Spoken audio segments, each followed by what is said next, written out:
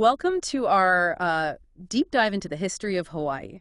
Yeah, a fascinating story. You've given us a ton of sources this Hmm. time, all about the late 19th century. Really a period of huge change for the islands. So we've got sugar barons, Right. a queen trying to hold on to power, Hmm. and even a wax cylinder recording that, well, you'll have to wait to hear more about that later. A really incredible glimpse into the past. So before we get to all that, let's set the stage. Okay. Before outsiders showed up, Hawaii was this chain of islands in the middle of the Pacific. Thousands of miles from any major landmass. Right, totally isolated, and, Mhm. the first Polynesian explorers found this pristine environment. Yeah, you can see why people called it paradise. Totally, but I guess paradise can be a loaded term. Or absolutely. Yeah. I mean, indigenous people still had their own challenges, right? Like what? Internal conflicts, competition for resources, the constant need to adapt. I hadn't thought about that. That romanticized image doesn't always show the whole picture. That's a good point. It's more complicated than just beaches and palm trees. Okay, so then fast forward, and boom, Captain Cook shows up in 1778, A major turning point. and we actually have some of his journals in our sources. Oh, wow. And he's Yeah. describing the islands like he can't believe what he's seeing. He was definitely impressed. Yeah, but then things take a dark turn, Yeah. Cook's arrival also brought disease. like smallpox. Exactly. And it really decimated the native Hawaiian population. It's tragic how vulnerable, isolated communities can be. Right. When you're not exposed to those diseases, you don't have any immunity. It puts a whole different spin on that idea of paradise. Yeah. There's always more to the story. Okay, so let's jump ahead a few decades to the 1800s. Okay. Sugar takes center stage. And really reshaped everything From who owned the land? to the whole makeup of society. Right, so sugar plantations popped up everywhere, And they needed workers. which led to these huge land reforms. That basically took land away from native Hawaiians, And then they brought in all these workers from Asia, creating this whole new social hierarchy. with the native Hawaiians often at the bottom. Yeah, it set the stage for a lot of tension and conflict down the road. So then you have these American businessmen So-called Big Five. who basically became sugar kings. More than just businessmen, though. What do you mean? They had huge political influence. Really? They were shaping the economy to benefit themselves. Wow, so it's not just about sugar, it's about power. Exactly. And Oh. that power dynamic is key to understanding what happens next. Okay, so then we have King David Kalakaua, who comes to power in 1874. He's often called the Merry Monarch. Yeah, a supporter of Hawaiian culture, but also willing to work with the sugar barons. He was trying to balance tradition with the pressures of a modernizing world. A tough position to be in. For sure, the economy boomed under his rule, Yeah. but the monarchy's power was slowly eroding. So then we get to the Bayonet Constitution of 1887. A turning point. Your sources describe the king being pressured by this group called the Hawaiian League. And their militia, the Honolulu Rifles, Wait, who are the Honolulu Rifles? basically a volunteer militia made up of wealthy businessmen and plantation owners. So the muscle behind the Hawaiian League? Right, they were there to intimidate the king, And force him to sign this constitution. which stripped him of a lot of his authority, And gave more power to the legislature. which was largely controlled by American and European business interests. So it wasn't just a piece of paper, it was a power grab. Exactly. They saw Hawaii as ripe for exploitation. And they were ready to take control. It set the stage for everything that followed. Really highlighting how much influence foreigners had in Hawaii at this point. It's a crucial part of the story. But now things get really interesting because you've included this source that mentions a wax cylinder recording Oh, yes. of the king's voice from a trip he took to San Francisco in 1891. An amazing piece of history. To actually hear the voice of a king from that era, It's likely his last words captured on this early recording device. wow, it really humanizes this whole story. It gives you a glimpse into his mindset as his health was failing. And the power vacuum was becoming more and more apparent. It adds a whole new layer to our understanding of this period. And then, of course, we have Queen Liliuokalani. Who takes over after her brother's death. And your sources really emphasize the contrast between them. She was a very different kind of ruler. She's portrayed as this staunch defender of native Hawaiian rights, Determined to reclaim the monarchy's power. a stark contrast to her brother's approach. She recognized the threat posed by the Annexation Club. This group that wanted Hawaii to become part of the United States. She saw the danger to Hawaiian sovereignty and was determined to resist.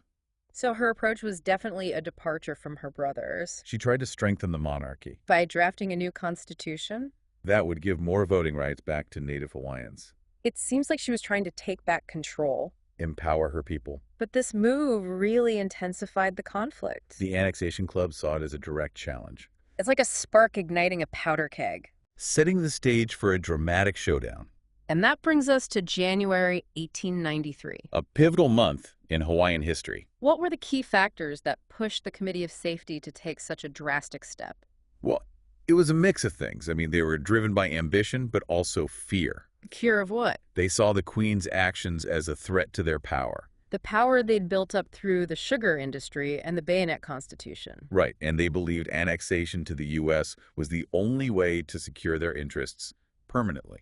So they weren't just reacting to the Queen's moves. No, they had been planning this for a while. And they had a powerful ally in U.S. Minister John L. Stevens. Oh yeah, Stevens was a staunch annexationist. Even though the Queen appealed to him for protection. He completely sided with the Committee of Safety. Your sources describe this moment when Stevens ordered the landing of U.S. Marines. From the USS Boston, which was anchored in Honolulu Harbor. It must have been terrifying for the Queen and her supporters. Absolutely, that show of force by the U.S. military tipped the scales. Faced with armed troops, the Queen had to make a choice. A heartbreaking choice. She surrendered to avoid bloodshed. It was the end of the Hawaiian Monarchy. To surrender your own kingdom. It's a heavy decision. And she later wrote about it. Hoping that the U.S. government would recognize the injustice. And restore her to power. But that hope wouldn't be realized. So then we have Sanford B. Dole. Who became president of the provisional government. Didn't his family come from missionaries? They did. They had deep roots in Hawaii. But he was firmly pro-annexation. His leadership represented a shift away from the monarchy.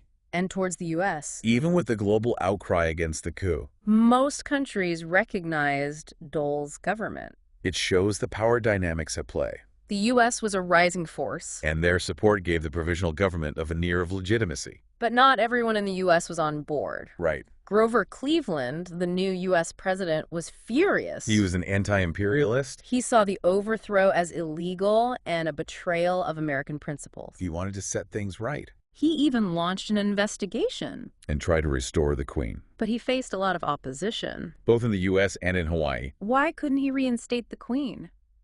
Well, many in the U.S. government saw annexation as a strategic win. And they weren't going to back down. Plus, the Queen refused to grant amnesty to those involved in the coup. She wanted justice. So despite Cleveland's efforts, the monarchy remained overthrown. And the Republic of Hawaii was established. With Dole still in charge. But then the Spanish-American War broke out in 1898. Changing everything.